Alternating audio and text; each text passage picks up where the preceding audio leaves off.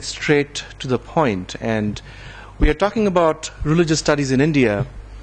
And since I love telling stories and I think through metaphors, I thought that's what I'm going to do here. Now, since Ganesha is the god of removing obstacles, I'll start with a story, Ganesha. So one day, according to one version of the story, Kartikeya and Ganesha were arguing with each other about who gets to sit on their mother's lap. Right? And if we have brothers or sisters or friends or cousins, sometimes we get into competitive spirit. And so they agreed that whoever can go around the world fastest. See, that obstacle that Kartikeya is creating. Whoever can go around the world fastest and can come back will sit on their mother's lap. So Kartikeya, you can see in that picture, has a beautiful peacock. Right? So he brought his peacock out and rode on it and went out on a journey around the world. Now Ganesha was a little more healthy. Right? We all know that. We can't call him, I won't use that word. But he loves to eat. And we have Ganpati festival here, so we know he loves to eat. So Ganesha has a rat, and a rat can't ever be as fast as a peacock. But this is what he does. He sits on his rat, he goes around his mom, and sits on her lap. And meanwhile, Kartikeya is taking a lot of time. And after Kartikeya comes back, he sees, we agreed to a competition. How is this possible that you're already sitting on her lap? And Ganesha says, well, you went around the world, I went around my world. Right? And I think that's a very interesting story to think about how we do religious studies. Right? My world is a subjective world. Right? The world is not necessarily subjective. It's usually objective. Now, I must also say that the division isn't as clear as we portray it to be. Right? But I'll hold on to that story. I'll move on to my next metaphor. Can we have the next slide, please? Yes. Do you recognize that picture on the screen? Ruia College, right? Do you see Ruia College there on the screen? How many of you don't see Ruia College? Like, look around you. This is Ruia College. We are sitting in Ruia College, right? Do you see the Ruia College you see every day on that picture? How many of us say yes? No. Because what we see there is a map. What we see here is a territory. And a map is not necessarily a territory. Right? Both David and I had a teacher at the University of Chicago, Jonathan Z. Smith. And he has a very famous book called Map is Not Territory. In case you're interested, look it up. But what I wanted to say is that the experience of the territory is a very subjective experience. Right?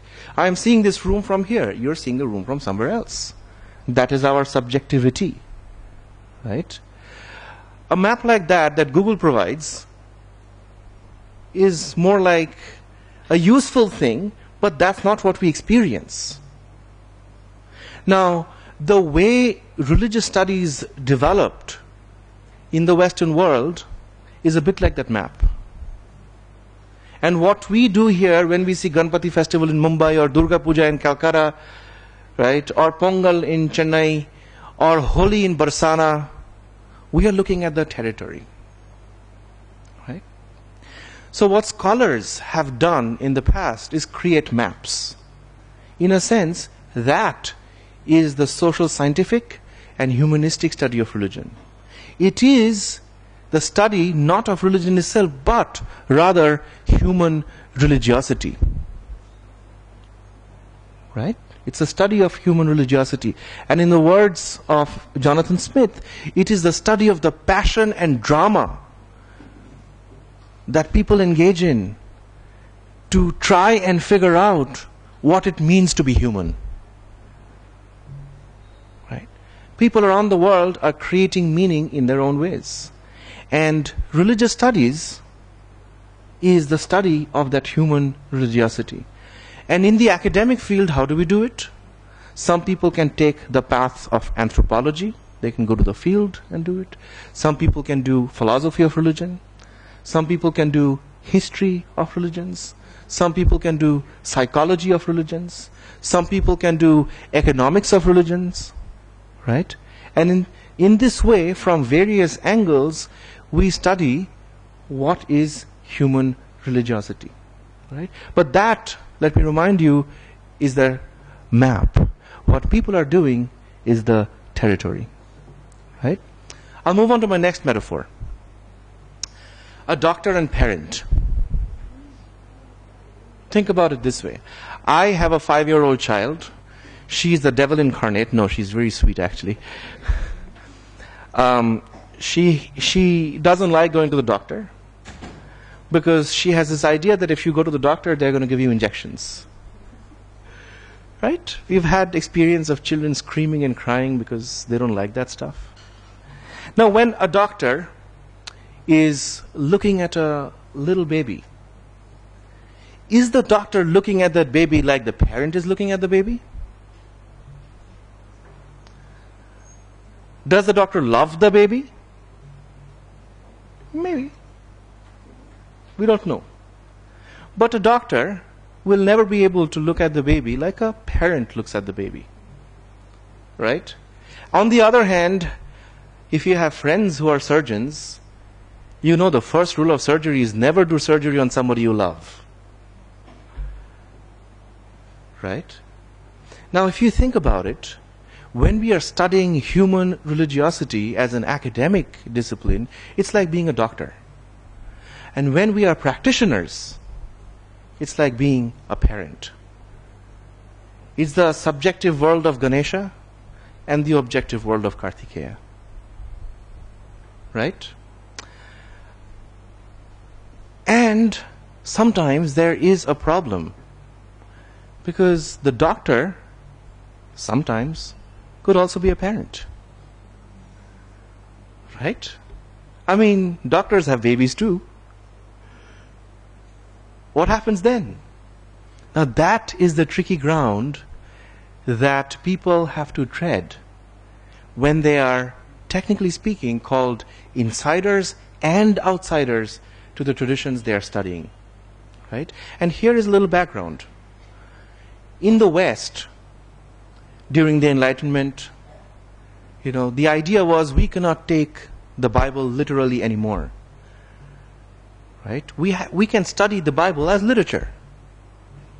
Right? Now, if you take the Bible to a bookstore, anywhere in India or the US, and you give the store organizer 2 shelves, one shelf is called fiction, the other shelf called literature, like non-fiction, where are they going to put it? Different people will put it in different places. Right. So a doctor will look at a patient differently, like a Christian will look at the Bible differently. Right? And there comes an important dimension of our disposition. What are the disposition with which we are studying religions? Right? And here, I think we should also note the fact that religious studies as a discipline, and it is quite interdisciplinary, but as a field of studies emerged in the West and often in conversation with and in reaction to Christianity and to an extent Islam and Judaism. Right? But that is not how the rest of the world operates. And therefore, there is a need for us in South Asia to do religious studies in our own terms. It's not that they are wrong and we are right. But I often say, and this metaphor is not there on the PowerPoint, but I often tell my students this one thing, that when, say for as an Indian, you are looking at Hinduism or any Indian tradition, right, only through the historical critical lens, it is like you are looking in the mirror wearing somebody else's spectacles. You need spectacles to have a clear vision. But you don't need to have somebody else's spectacles to have a clear vision. It's very likely that vision will be distorted. Right? So it's important that we go through the process of getting our own eyes tested, getting our own spectacles, and having a clear vision of who we are, what we are doing, and how do we do religious studies in India. And that, I think, is the aim of this two-day workshop. Right? With that, I wanted to introduce, next slide please, you. But Dr. Haberman and I go a long way. He was finishing his PhD when I was just 2 years old. But we went to the same place. And we did our doctoral dissertations under the same advisor. So in a sense, we are Guru Bhais from the University of Chicago. And we have very similar interests. His focus is on Braj, Vrindavan, and my focus is on Bengal. And if you know the history of India, these two places are very intimately connected. My interest is bhakti, and his interest is bhakti. And my interest is rasa theory, and his interest is rasa theory. So as I grew up, even before meeting him, I was buying his books from Motilal Banarsi Das.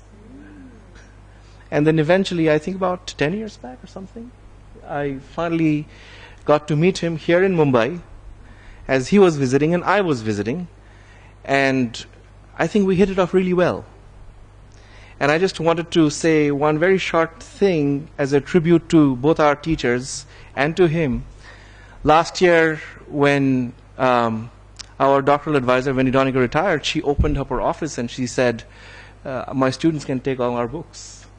Right? It was very kind of her. And then she also got us dinner, I think about 40, 50 of us. And then I kind of drove him to that dinner, and we were intentionally late to the dinner because we were sitting in the car and discussing rasa theory.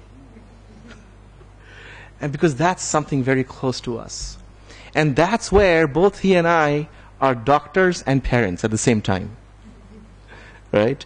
We are, in a sense, both Kartikeya and Ganesh. And that's why I had that picture of both Kartikeya and Ganesh sitting on Durga's lap. Right? His work has focused on South Asian religious traditions, concentrating on early modern and modern movements in northern India, especially the culture of Braj or Vrindavan. And over the years, he has been very, very productive, number of articles, but his doctoral dissertation, which was also his first book called Acting as the Way of Salvation, is still my favorite. I have read it at least like 7, 8 times, and I recommend it to all my students. You're not my students, you're my colleagues, but I highly recommend that book. It's a really, really well-written book.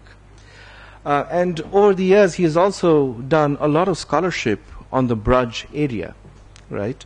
One of his books, Journey Through 12 Forests, won an award that kind of traced the pathway of Brajamandala Parikrama. And then he wrote another brilliant book on the river Yamuna called The River of Love in an Age of Pollution.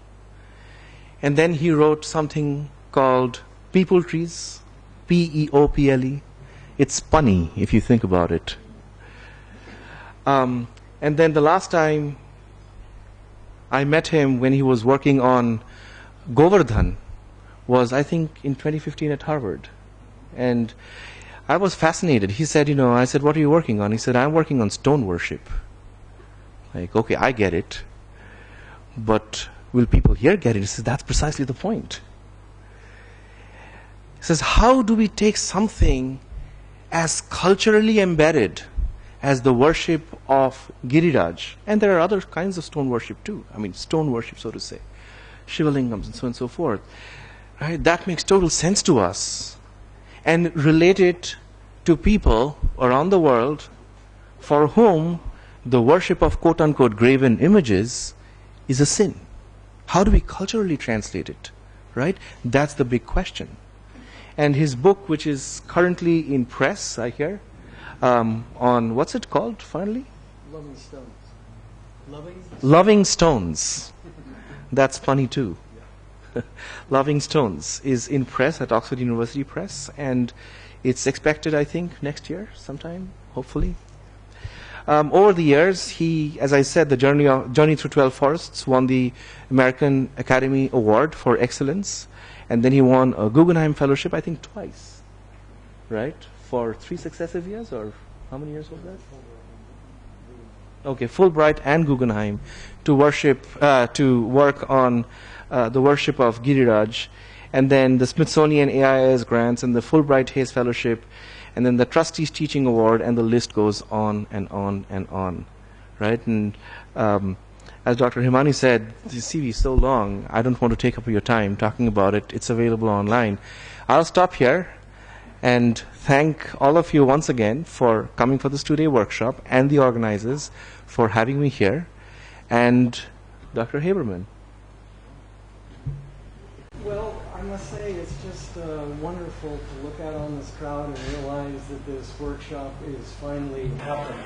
I want to begin with thanks first for all of you, and I suppose trusting in what we have put together here over the next 2 days to think it's interesting enough to come and join what we have planned here. So thank you all for coming. But I want to first start my thanks to Dr. Himani Cholkar for, I met her a couple of years ago and thought she is precisely the kind of professor I'm going to work with in putting this together. And I must say, sitting next to her is Dr. Sumanta Rudra, and I want to thank him because I have for, I think at least 2 decades, dreamed of organizing such a workshop. And I've talked to people about it in Benares, in the Vrindavan area, and it seemed like everyone thought it was a good idea, and we started organizing, and it just never quite happened. But Sumantaji and I were stuck in Mumbai traffic together a couple of years ago, and somehow this dream came out, and I laid it out to him, and he said, "We must do it." And he says, "When would you like to do it?" I said, he said, "How about in 6 months?" So I thought, that's not quite going to happen. But he is one of the shakers and movers who has made this workshop come into being. So I want to also thank him. And I want to thank the Department of Philosophy at Ruia College for hosting this conference. As I learn more and more about Ruia College, I think that this is a perfect place for our workshop to be held here over the next couple of days. And I understand that there are I've met a number of student helpers for this conference, and I know how important they are to making workshops work. So I would like to also thank them. I'm going to begin with I'm only doing this once, but I want to begin with a formal statement that will take about 45 minutes to go through, leaving us maybe close to 15 minutes before we're going into a kind of a break. So I believe I'm the only one who has a paper schedule, and I appreciate the concern for conserving paper. I'm a tree lover. People, trees are both dear to my heart in many ways. But just to speak briefly about the structure of what we'll be doing over the next couple of days. So, as I say, I will be talking about the history of the establishment of religious studies in the United States as a way to get started, focusing on what were some of the obstacles and possibilities and developments there, and how do religious studies actually work in the public universities, in the secular universities in the United States. I think because I would like to have started off with your introductions to each other, because I'm going to get on a plane and fly back to the U.S. in about 1 week from today. And although I would love to stay in touch with you all, I think you all are the most important feature of this. I mean, look around this room. Never before in the history of humanity has this particular assemblage of human beings come together. And maybe never will again. So there's something unique. And you all bring your own stories, you all bring your own knowledge, your intellectual knowledge about Indian universities, about the humanities, the struggle of humanities in the universities. And you're part of this. You're part of the text, so to speak, that will be contributing to our conversation. And I want to make sure that you all get to know each other. We will be planting seeds together, collectively. We'll be co-creating this workshop together. And I hope that we plant seeds that you will all be able to then water into fully blossoming big trees, big people trees, to continue the dreams that we will be sharing here over the next couple of days. But I think what I will do is postpone that till after my introductory talk. And we'll have our first chai break here in this room. And at that time, I would like to go around and invite each of you to tell us who you are by name, what your discipline is, and what particular institution that you are affiliated with. And maybe there's enough that we would take a long time if this went on, but maybe to just say a word or two about what you are hoping to get out of this workshop. And let's do that at our chai break after. Just to refresh your memory of then our schedule, we are having 8 sessions and broken up by either a tea break or lunch break. And the first one, again, on the history of religious studies in the U.S., and then after the break we will be looking at the obstacles and possibilities, more institutional possibilities in the Indian universities. And we'll be doing different activities, but for that session after the tea break, you'll be spending time in groups, talking with each other, and I'll give you an assignment, so it'll be clear what I would like for you to do. And we go on, and maybe I'll look at the schedule ahead a bit further, but let's say 8 such sessions. So we'll be, sometimes I'll be talking about things, or we'll be working, maybe reading together, or again, giving you assignments.